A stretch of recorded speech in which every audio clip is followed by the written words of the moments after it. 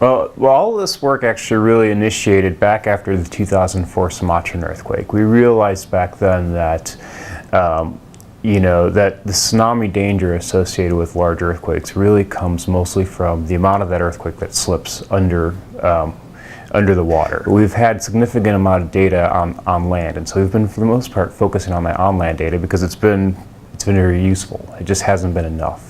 Now, of course, this Japan earthquake just recently occurred, and we identified from this event that a large amount of the slip that occurred was very, very far offshore, about 200 kilometers offshore, and the amount of movement that occurred there was about 50 meters that caused significant seafloor displacement that caused a tsunami. If we were able to identify that amount of deformation beforehand, we may have had a better assessment for exactly how big that earthquake could have been and had better preparations for it. If we had that information beforehand, we could identify that tsunami walls probably shouldn't have been built for a 4-meter tsunami, but may have been much better off being built for 15 or maybe 30-meter tsunamis, depending on where you're at. And that would have had significantly reduced devastation in many areas.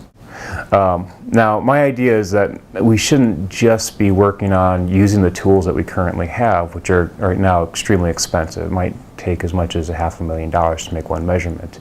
I think we need to be spending a lot of energy, focus a lot of energy in really developing cheaper tools so we can do much more expansive measurements, not just more dense measurements in one locale, but actually do it more easily all over the globe.